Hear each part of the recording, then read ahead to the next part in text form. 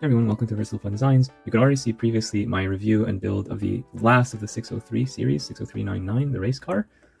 And now I have the very first of the 604 series, 60400, Go-Karts and Race Drivers. So I'm going to build this set without the instructions and compare it to that set and a few others as well.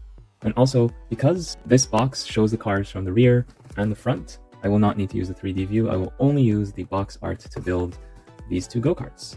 Let's get right into it. So in this set, we got two numbered bags, 1 and 2, and two instruction manuals, which are self-explanatory, one for the first go-kart, one for the second.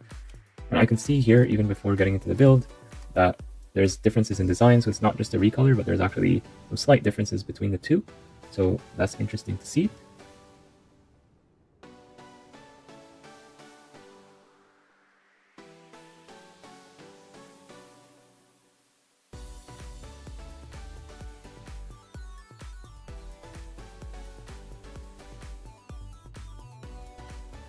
Alright, we're done with the builds.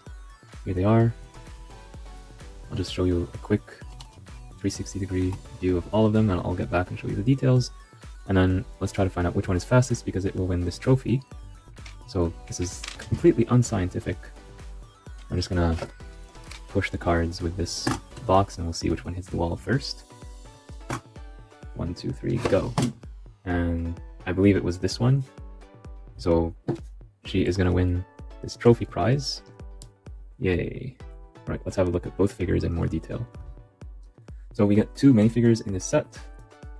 They both have printing on the front and back. Pretty interesting design right there. And they have the same helmet piece but in different colors. And let's see if they have any alternative expressions. No. And unfortunately there's no additional hair pieces in addition to the helmets. But at least you can raise the visors and lower them. You get an extra visor in the set, in case you miss one of them. Yeah, the legs don't have any printing, neither do the arms, but the torsos are printed well. And yeah, they're very happy minifigures. And they're happy because they have these race cars. Here's a closer look at the first one that we built. It has this flame keep orange color scheme. It's like the school bus yellow that you might be familiar with if you're in North America. All these are printed pieces, by the way. There's no stickers in the set, which is a huge relief. Tires are nice, they're pretty small, but that makes sense for a go-kart. Steering wheel up at the front, and number 21 and some pattern printed here. If this reminds you of something, comment down below what you think it is. You have this thing here, it's adjustable based on your preference. So on the box it's shown like this, but you could make it like this or like this, depending on what you want this to represent and how. So yeah, here's what it looks like from the bottom. Pretty plain, not much to write home about, but good nonetheless. The critique of this set is that that this seat for the minifigure is too high. Usually you'd want them to sit down nice and low. I think this is a compromise that they did, because they could have used a pre-built piece to bring them like sitting nice down low, or they could do it brick built with just simple plates. So they chose to do it using the latter, so I understand why the minifigure sits high. Honestly, I think most kids won't care, and this set is primarily targeted towards kids and parents of kids rather than adult collectors, so not a big deal in my opinion. Now this other car right here has a very different color scheme with the teal and magenta, very 1980s, very retro. It's pretty cool. The printing here is not as opaque as I would like it to be. Like you see here, this color is not the same as this color. The opacity is not good enough. Here the black on teal is much better printed. So I know they can do it, but they need to improve the print quality here, because the same piece might be used like in a $100 set or a $1,000 set later, so they really need to get the quality improved for all of them. Here we're using this cupcake piece as part of the engine details. It's interesting to see. And here's what this looks like from the bottom. Not super interesting, but it's nice to be able to see a model from all the angles, in my opinion, especially when you recreate it later. Like if someone's watching this video 50 years later and they want to recreate this specific set for whatever reason, I think that's nice to have. Here's how this minifigure fits in here. So the thing is, they are attached here with 4 studs, so depending on the age of the minifigure, you might end up pulling just the torso and the legs might stay stuck. They would need to be removed by disassembling the whole model. It's not going to impact the model when it's new, but with time this might be an issue. It's something to keep in mind, and maybe a slight modification that you want to do to this on your own. And here's a head-to-head comparison. Comment down below which one is your favorite. You like the one on the left or the one on the right, and why? One interesting thing if we look at both cars is the numbers that they chose. So here we have a 4 and here we have a 2-1. My theory is that this is a secret hidden reference to LEGO Technic, because the current series of LEGO Technic that is currently coming out as these cars were being on sale is the 421 series. So 42100, 42101, etc. for the set numbers. And maybe this is hinting that we'll get a much larger LEGO Technic go-kart set sometime later this year or maybe next year. What do you think? Let me know in the comments down below. Alright, so that sums up my thoughts on the cars, these two go-karts themselves, but I did promise that I would do a size comparison, so I'll do that with the previous set in the series, the race car. So obviously the race car is going to be a lot larger because it's an actual car as opposed to the go-kart.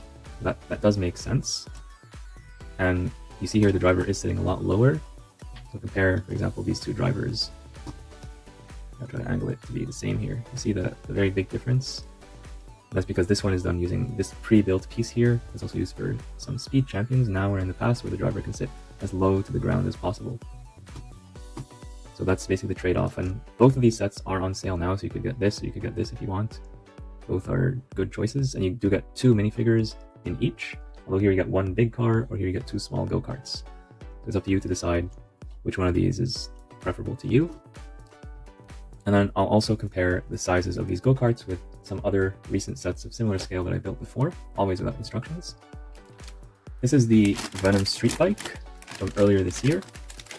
And this is the Go-Kart-Racer, it's from 2022. So this one here, I have a few pieces missing, but you still get the overall idea and size. And this one is a poly bag.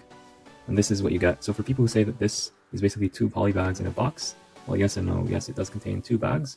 But if you look at the piece count and the size and the quality, this is what you get for those cheap poly bags. This is what you get for this larger and slightly more expensive set. So you get basically more stuff. So, but that makes sense because this costs a little bit more. Even this would cost like the equivalent of 3 poly bags, and like when you see it this way, the value is more obvious. So here's a size comparison from largest to smallest. I guess the bike would fit in between. Yeah, there we go. On the other hand, this is also a poly bag, interestingly enough. So yeah, here they are from various angles, you know, like this, and I'll basically hover over so you don't have any like forced perspective illusions. Here's what the sets all look like. Oh, and one more thing about the go-kart set is that we can actually fit the go-karts in the box, minifigure and all. Well, actually, if you want the minifigure not to be damaged, just remove the minifigure and put the carts in the box. So once you're done with the set, if you want to transport the set, it's easy to just put them in the box and take it with you wherever you need to go. So that's always nice to see when LEGO allows for sets to be stored in the boxes that they came with. That's always a good thing. So let me know down in the comments below, what do you think about this set that I just reviewed? How do you think it compares to all these others? Which one of these is your favorite? Thank you so much for tuning into Versus Fun Designs, and I'll see you all in the next one.